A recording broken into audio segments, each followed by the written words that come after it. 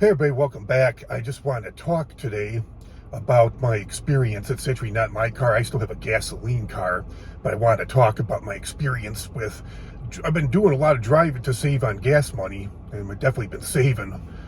Oh my Lord, I was spending about $300, filling up at least once a week. I was spending about $300 on gas, but now I'm only spending about $50 on gas on the average a month, if even that. I can't remember last time I filled up, probably within the last month. But wife and I purchased an electric car, and I've been doing a lot of, whenever we can, whenever she doesn't need it, I've been driving it to save on gas money. We purchased, last August, I believe it was, we purchased a 2023 Hyundai Ioniq. And there are some issues I have with it, but which hopefully will, well, there's one issue I can't change, but there is another issue that I hope will change in the future. We do have a charging station at home. You have to charge it about every 2 to 3 days.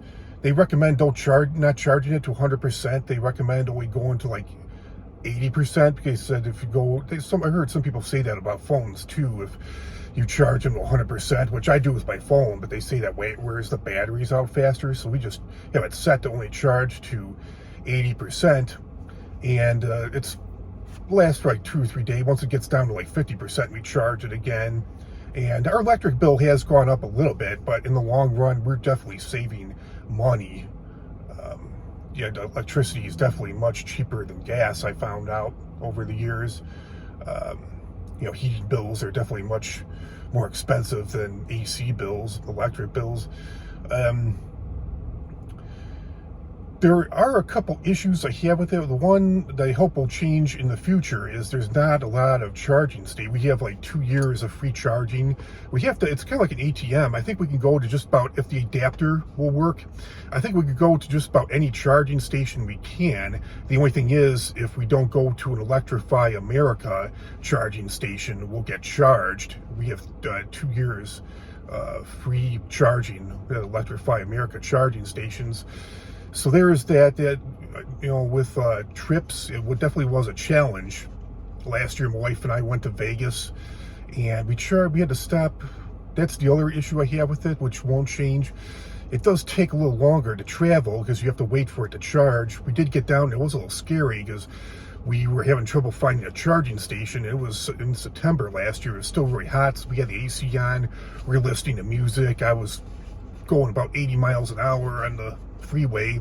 So my wife is like, I thought, she's like, go slow, let's turn the air off, roll the windows down, let's not listen to music. And then I didn't realize that putting on the emergency flashers, that would wear the battery down faster, because we were down like 6 or 7%. And she said, oh no, don't put on the emergency, just go slow, don't put on the emergency flashers, that'll wear the battery down.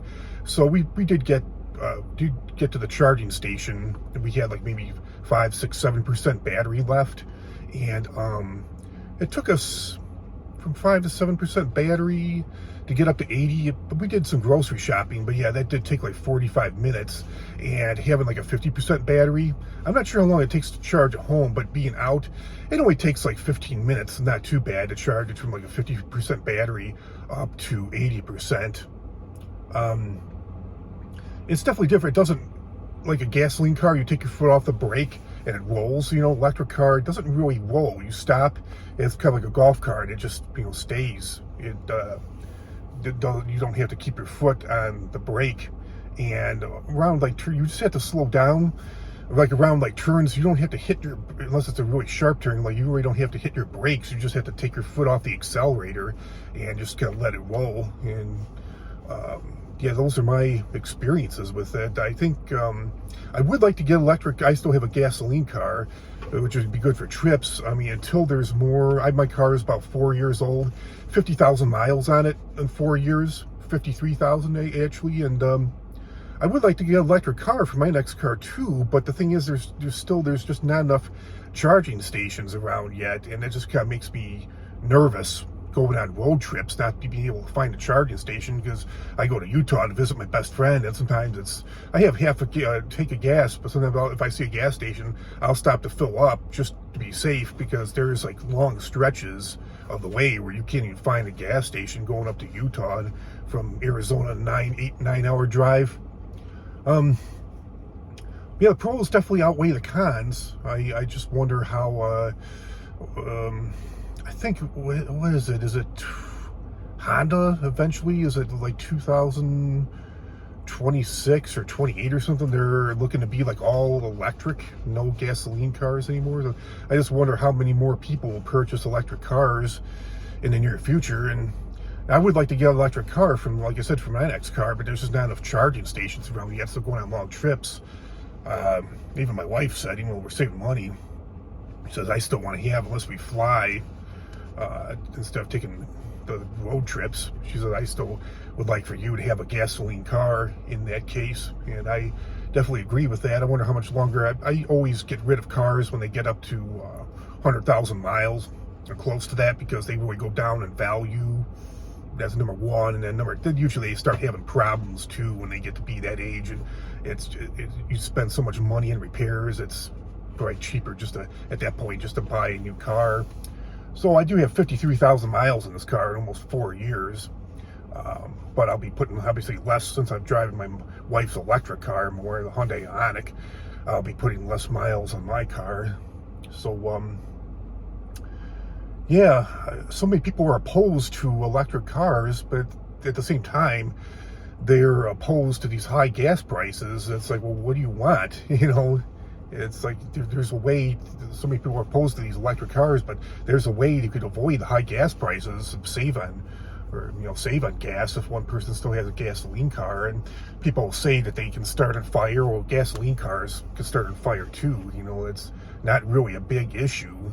And it's a risk with any car. Any car can start on fire. I mean, people have their oppositions to it. I don't get it. And they're more expensive. That's definitely true. But my wife's car was only like a year and a half, 2 years old, so she got a pretty good value for a trade-in.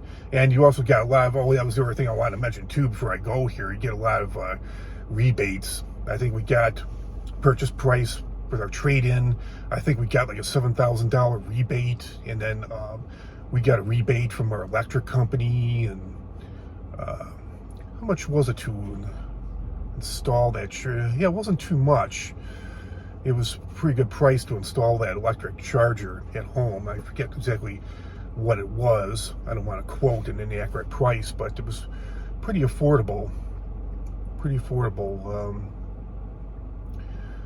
Yeah, so weekend's coming up. My Bulls are playing tonight, so it'll be interesting to see. Supposedly Jimmy Butler is injured. He's not going to be playing, so that's a plus for the Bulls. They might have a little bit of an edge there to possibly win the game and possibly move on to number 8 seed and play Boston the first round of the NBA playoffs. So yeah, I think that's all I have to say about that.